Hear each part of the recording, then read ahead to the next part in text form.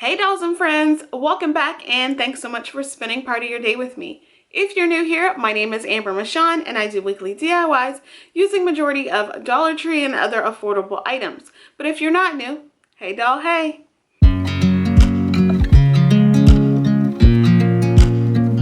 So in today's video, I have some really high-end, really pretty DIYs for you. They are going to be in the Easter theme, but they're more of that neutral color. I really pushed myself on this one. It's really my style and some of the colors that I really love to decorate my own home with, but I went really deep, dark, rich on these colors. Just one color in particular, or two colors. Anyways, I hope you guys do enjoy this video. If you did, make sure you give me a big thumbs up as it definitely helps out my channel and its growth.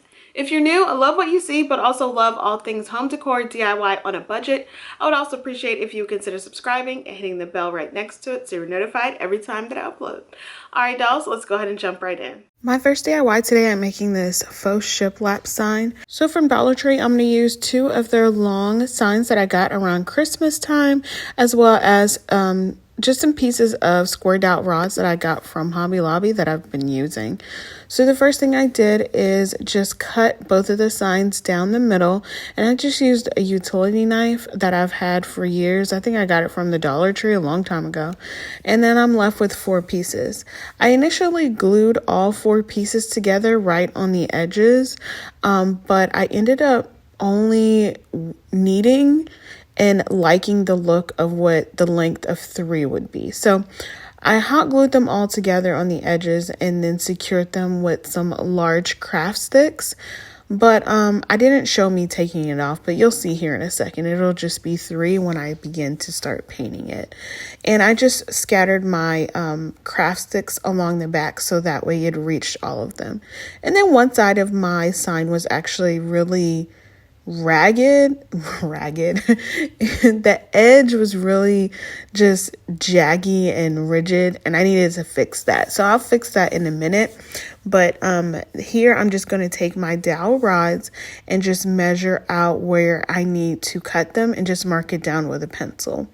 And so once that was done, see here, you can see I only have 3 of the signs. It's shorter now, and it just fit a lot better with what I was trying to do and my decor in my home. So I used my white chalk paint from Waverly and gave this sign 2 coats of paint. Then I am going to use this dark walnut Minwax stain. I've really been loving this color lately. I've been testing it out on a few projects that I don't film, just when I'm just crafting on my own, just to get out of a busy headspace, and I really love it. So I just used a foam brush to paint my dowel rods for my border.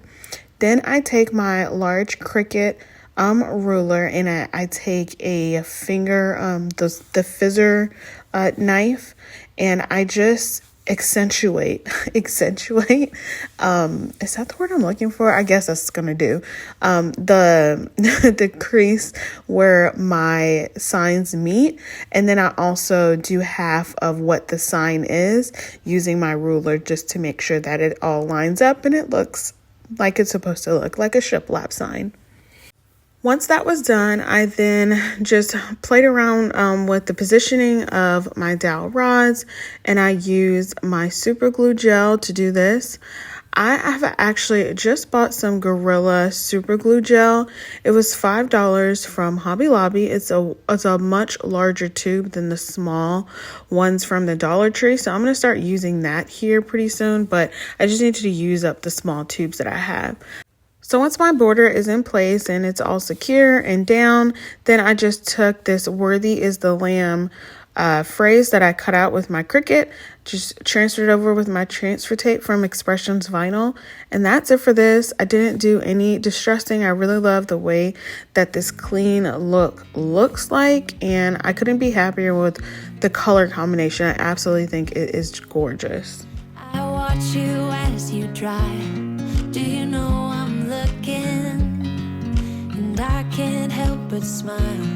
Do you know how much I love you? You put my favorite song on. Next up, I'm making this super simple and easy like cross decor. So from the Dollar Tree, I have this standing cross wood decor piece, as well as their heart grapevine wreaths that you can get. Well, I got it during Valentine's Day season.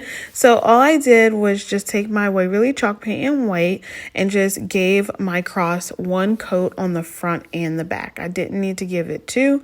One coat was just enough.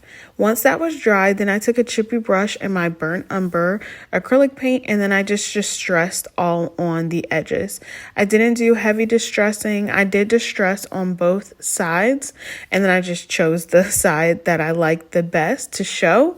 And then I also did the stand just so it could blend in and it looked cohesive all the way around. But I really love the exaggerated look that it has when you don't do a lot, just do the edges distressing.